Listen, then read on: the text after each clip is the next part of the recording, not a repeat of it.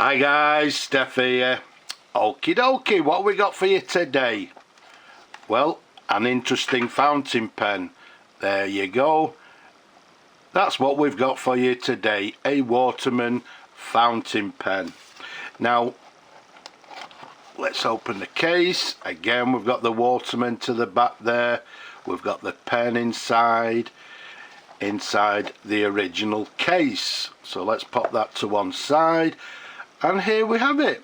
As I say, a interesting fountain pen. Now, let's just take you straight to the barrel imprint. Says he. I'm having difficult. There we go. There it is. So hope you can see that. It says just simply Waterman, and that's all it actually says. Okay, so I'm hoping that's clear for you. So it's a Waterman fountain pen.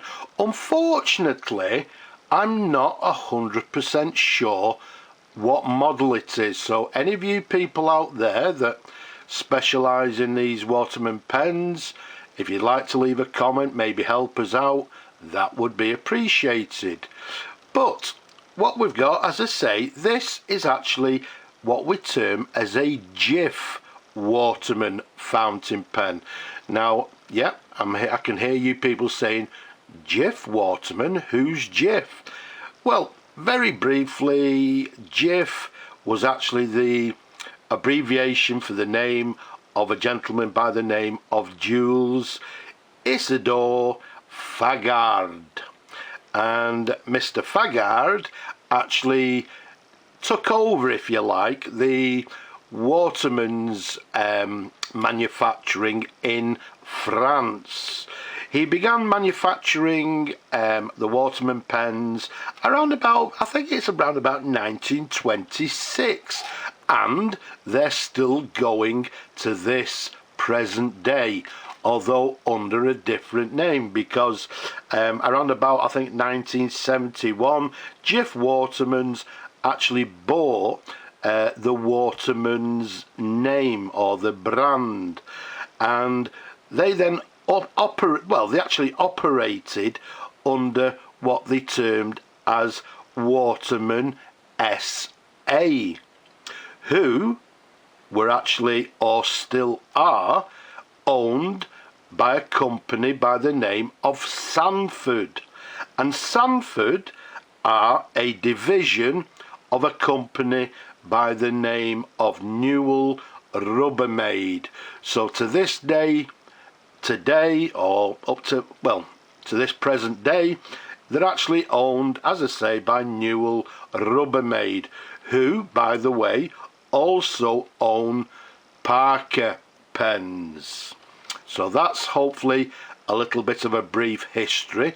So the Jif Watermans were the French arm, if you like, of Waterman pen. I believe, I don't know how true it is, some of them were actually designed in the US, but again were manufactured, so to say, in France. So, as I say, this one made in France, nice and simple, made in this lovely black, classic black celluloid. It's got nickel trim. You can see the cap band there, sort of quite a medium sized cap band, and it's got the very recognisable, some of you will look at the clip here and recognise it. I recognise it from a lot of the sort of early Waterman pens. So it's got a nickel trim with the word Waterman on the clip there.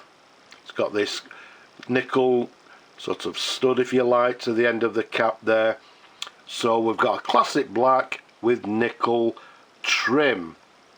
Now, it's actually a lovely size pen. The pen capped is actually 132mm capped. Around the barrel, it's a lovely 12mm in diameter. So it's a lovely sized fountain pen. Let's take the cap off, which screws on and off. and let's show you the pen in numerous different angles. So although I'm not sure what model it is, it's actually a very well constructed, manufactured pen. It's a quality made pen. You can see the section there sort of tapers slightly towards the nib, and then if we show you the nib, let's try and keep it nice and still for you. Okay, it reads Waterman 18 carat. It's got a number 2 nib, and then just to the bottom it has France, and then I don't know if you can see it, but to the very bottom it's got the French gold hallmark. So we've got a lovely number 2, and as it says, 18 carat gold nib. There's a sideways view. There's the feed underneath. Again, I've seen these feeds before on the early Waterman pens, so it's got a classic Waterman feed underneath there. You can see everything's nice and clean. I've cleaned everything, and hopefully everything's ready to go. We'll try and find a new home for the pen. Somebody will enjoy it hopefully for many years. As I say, a lovely, comfortable pen, especially with my large hands. So it's a very, very nice pen, size wise. Now the unusual thing about this pen, if we actually unscrew the barrel and we reveal this cartridge inside. Now this cartridge is actually a glass cartridge. Now, okay, before some of you people sort of say, oh, a glass cartridge, that's unusual. Well, not really. I believe that, you know, the glass cartridges have actually been around, I believe, even the late 1800s.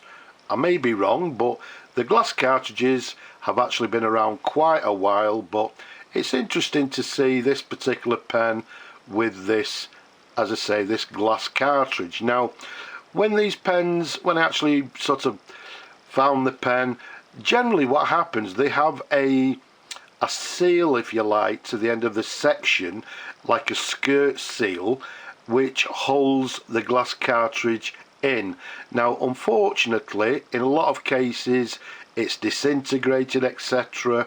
So what I actually had to do is actually fit this O-ring, this rubber O-ring, to the end of the cartridge. I had to then sand it down so it fits into the section like so. So it's quite a nice snug fit. Okay, so you know, we had to, you know, sort of modernize it slightly. As I said, the seal that was here was sort of disintegrated, ripped. We had to remove it, and we've replaced it, as I say, with this O-ring. Everything has been cleaned internally. Now what you'll also notice inside there, we've got this little plastic piece here. I believe that's just simply just to regulate the ink. But what we'll do now with this pen, obviously with it having a glass cartridge, you need to fill it with an eyedropper or something like that. But what I'm going to use is a syringe. So I've got the ink to the side here. Let's put some ink into the cartridge. Let's hold it so you can see what's happening.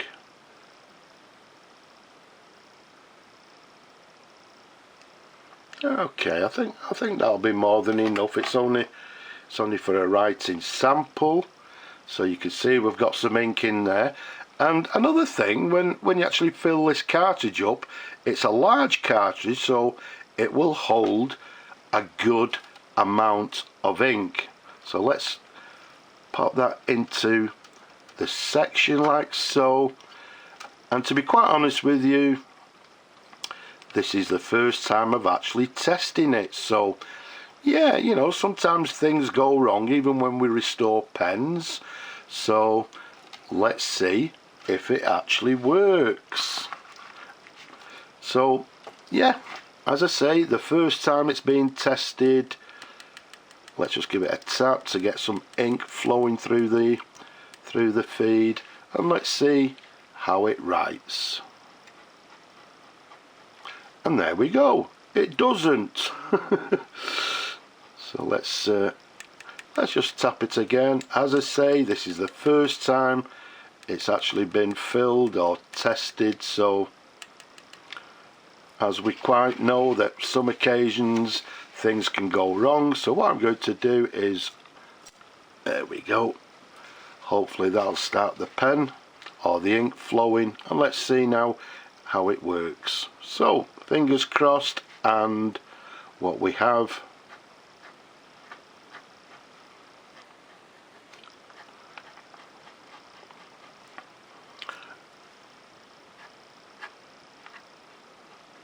there we go. It took a while.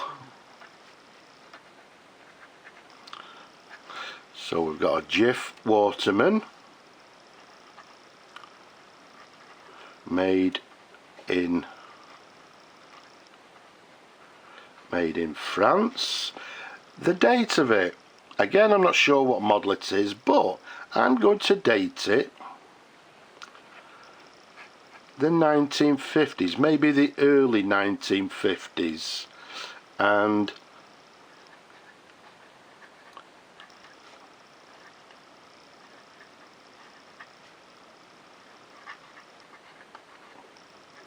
as you just seen, we've got a glass cartridge.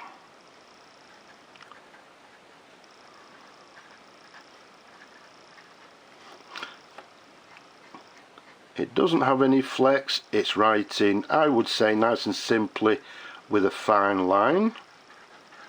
So there's no variation, it's writing very nicely. So there we go. Once we got the ink flowing through, hopefully, touch wood, everything is working nicely.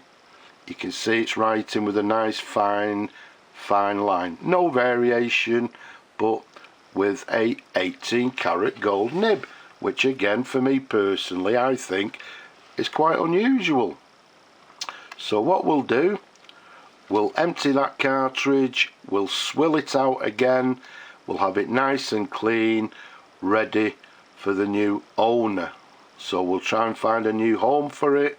I'm sure somebody collects these French made pens, so let's find a new home. I hope you've enjoyed looking at the pen as much as I enjoyed showing them to you people. Don't forget, leave a comment below, give the video a thumbs up, don't forget. And don't forget people, wherever you are, please stay safe. But for now, I'll just say bye bye for now.